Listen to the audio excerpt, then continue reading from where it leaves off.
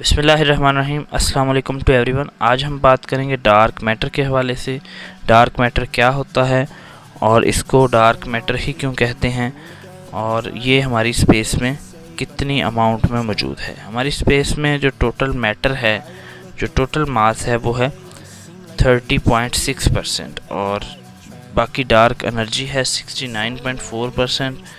और इसमें जो नॉर्मल मास है हमारी पूरी स्पेस का, जो हमें नज़र आ रहा है, जितने भी स्टार्स हैं, जितने भी किस्म के प्लैनेट्स हैं, गैलेक्सीज़ हैं, जिनका जो है वो बाकायदा जो नज़र आने वाला हमारे पास जो है वो मास मौजूद है, मैटर मौजूद है, वो 0.5% यानी 0.5% है। और जो डार्क मैटर है, जो नज़र नहीं आता, जिसको हम महसूस नहीं कर सकते, वो 30.1% है। तो सबसे पहला क्वेश्चन ये है कि डार्क मैटर बुनियादी तौर पर है क्या चीज़। ऐसा मैटर जिसको ना तो हम डिटेक्ट कर सकें और ना ही देख सकें, उसको हम डार्क मैटर कहते हैं। और डार्क मैटर को डार्क मैटर इस वजह से भी कहते हैं, ना तो वो लाइट को अब्जॉर्ब करता है और ना ही वो रेडिएट करता है। ठीक है, इवन वो जो है इलेक्ट्रोमैग्नेटिक जो स्पेक्ट्रम होता है, उसमें जितनी तरह की भी वेव्स होती हैं, जितनी तरह की भी रेडिएशंस होती हैं, उनके साथ वो इंटरेक्ट नहीं करता। आगे क्वेश्चन हमारे पास मौजूद है, तो फिर हमें कैसे ये पता चला कि डार्क मैटर इस यूनिवर्स में मौजूद है। तो इस चीज़ का हमें जो है सबसे पहले वो 1933 में एक अमेरिकन साइंटिस्ट हैं, उन्होंने इसको बाकायदा जो कैलकुलेशंस की वजह से ये बताया कि जितनी भी हमारी गैलेक्सीज़ हैं, उनका जो मास है वो जितना हमें नज़र आता है उससे वो ज़्यादा है। ठीक है, यानी अब इसको समझने से पहले आपको एक कॉन्सेप्ट आपका क्लियर होना चाहिए। वो कॉन्सेप्ट ये है कि जब भी कोई किसी गैलेक्सी में, हर गैलेक्सी का एक गैलेक्टिक पॉइंट होता है, जैसा कि हमारी गैलेक्सी जो है सोलर सिस्टम की गैलेक्सी, उसका गैलेक्टिक पॉइंट उसका सन है। उसमें उसके जितने भी स्टार्स और प्लैनेट्स मूव कर रहे होते हैं, वो स्टार्स जो हैं वो जैसे जैसे दूर जाते जाते हैं, उनकी जो स्पीड है ना, वो कम होती जाती है।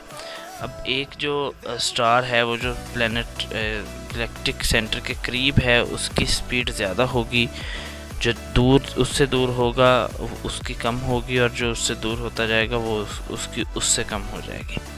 लेकिन देखा ये गया, जब ऑब्ज़र्व किया गया 1970 के बाद जो ऑब्ज़र्वेशंस की गई, उसमें ये देखा गया कि जितने भी स्टार्स या प्लैनेट्स जो गैलेक्सी में मूव कर रहे हैं गैलेक्टिक पॉइंट के गिर्द, वो सब कांस्टेंट स्पीड से मूव कर रहे हैं।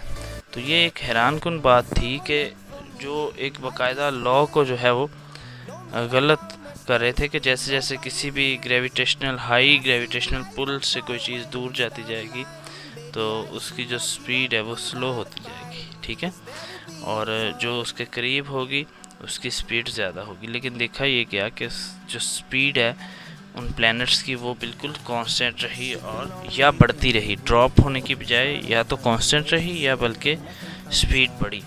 जिस वजह से ये एज्यूम किया गया कि इन गैलेक्सीज़ में, इस यूनिवर्स के अंदर और भी मैटर मौजूद है, जो कि इस चीज़ को बैलेंस में रखता है कि वो जो स्टार्स हैं वो सन के गिर्द जो है वो स्पीडली चक्कर लगाते रहें। और ये जो मैटर है, इसको फिर डार्क मैटर का या missing mass of the universe का नाम दिया गया।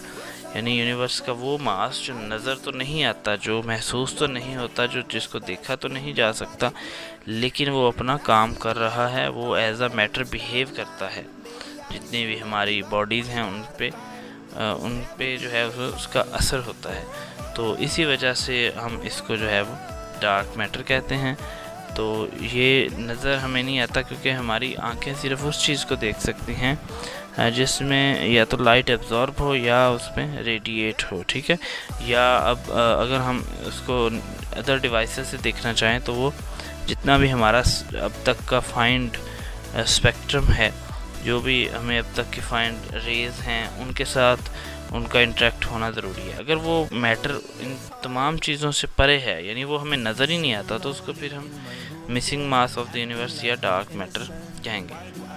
तो ये चीज़ एक मिस्टीरियस है इस यूनिवर्स की, कि जिसका पूरी स्पेस का मास 0.5% है, और सिर्फ जो डार्क मास है यानी डार्क मैटर है वो 30.1% है, जो नज़र ही नहीं आता हमें, जिसका कोई चीज़ हमें महसूस ही नहीं होती।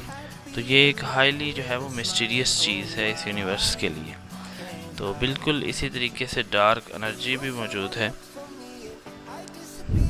इस तरह की इम्पोर्टेंट वीडियोस को देखने के लिए चैनल को सब्सक्राइब करें, और इस वीडियो में अगर आपकी भी कोई सजेशन है तो वो आप कमेंट में कर सकते हैं।